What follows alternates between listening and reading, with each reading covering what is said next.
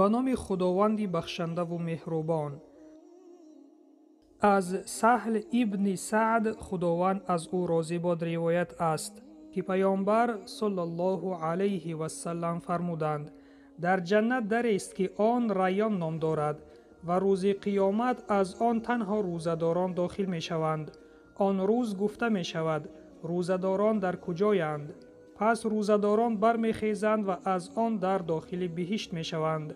چون روزه‌داران از آن در داخل بهشت شوند، آن در بسته می شود و دیگر هیچ کس از آن داخل نمی شود. روایت بخاری و مسلم.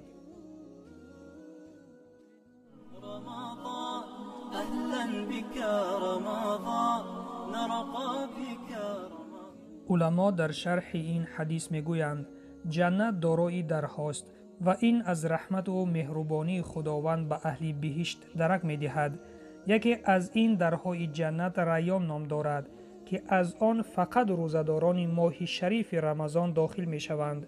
البته خاص نمودن در ریان برای روزه‌داران ماه رمضان احترام و قدردانی پروردگار برای مؤمنان است. روز قیامت منادی فریاد می کند: کجایند روزه‌داران ماه رمضان؟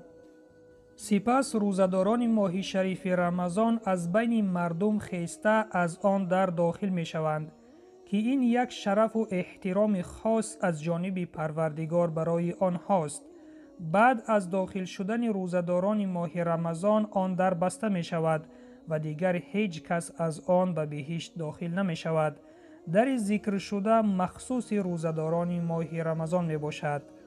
پس خوش به حالت ای شخصی که از این در داخل بهشت می شوی.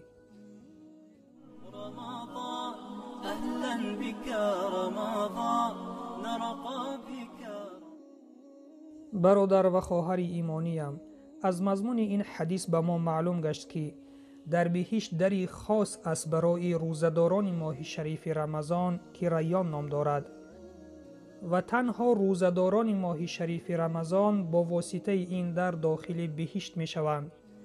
پس روزه خود را با نیت پاک و خاص برای الله بداریم تا روز قیامت با واسطه این در داخل بهشت بشویم و از پروردگار دعا کرده می پرسیم: خداوندا ما را با واسطه دری ریان به داخل بهشت در آمدن نصیب بگردان. و سلام بر آن شخصانی که راهی هدایت